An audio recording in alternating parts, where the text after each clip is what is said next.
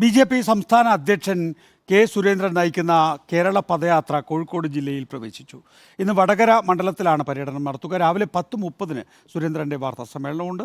സാനിയോ മനോമി വിശദാംശങ്ങളുമായി. സാനിയോ, എങ്ങനെ പുരോഗമിക്കുന്നു യാത്ര?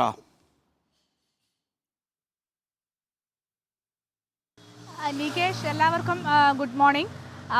കാസർഗോഡിനും കണ്ണൂരിനും വയനാടിനും ശേഷം സുരേന്ദ്രൻ നയിക്കുന്ന കേരള പദയാത്ര ഇന്ന് കോഴിക്കോട് ജില്ലയിൽ പ്രവേശിക്കുകയാണ്. വടകര നിയോജക മണ്ഡലത്തിലാണ് ഇന്നത്തെ പര്യടന പരിപാടികളുള്ളത്. രാവിലെ 7:30 തന്നെ ലോകനാർക്കാവ് ക്ഷേത്രത്തിൽ ദർശനം നടത്തിക്കൊണ്ടാണ് ഇന്നത്തെ പര്യടന പരിപാടികൾ തുടങ്ങിയത്. അതുപോലെ രാവിലെ 8 മണിക്ക് ക്ഷേത്ര ഊരാളന്മാരും ക്ഷേത്ര കാരണവന്മാരുമായിട്ട് ഒരു കൂടിക്കാഴ്ച ഉണ്ടായിരുന്നു.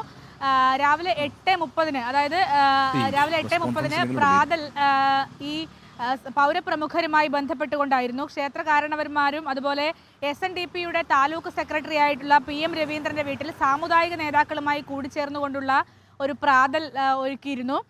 ഇനി 10 മണിക്ക് അദ്ദേഹം വടകര ജനറൽ ആശുപത്രിയിൽ സന്ദർശനം, സൂപ്രണ്ടുമായി കൂടിക്കാഴ്ചയൊക്കെ ഉണ്ടാവും. കേന്ദ്ര ഗവൺമെന്റിന്റെ 92 കോടിയുടെ സഹായത്തോടെ നിർമ്മിക്കുന്ന ഒരു കെട്ടിടമുണ്ട് വടകര താലൂക്ക് ആശുപത്രിയിൽ.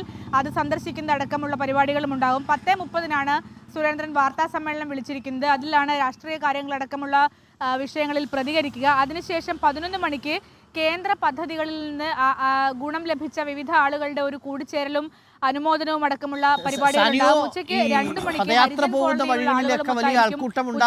പരിപാടി.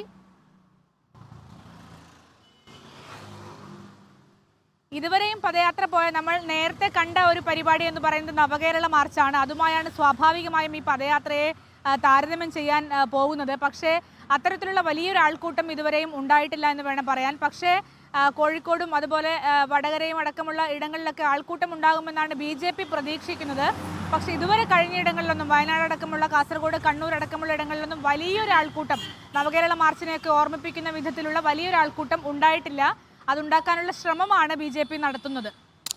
ശരി, വടകരയും കോഴിക്കോടും തലശ്ശേരിയും ഒക്കെ BJPയുടെ നല്ല ശക്തി കേന്ദ്രങ്ങളാണ്. അവിടെ 5000-ഓളം ആളുകളെ എത്തിക്കുക എന്നതായിരുന്നു അവരുടെ ലക്ഷ്യം. പക്ഷേ 2000-3000 ആളുകൾ മാത്രമാണ് പലപ്പോഴും പല വേദികളിലും എത്തുന്നത്.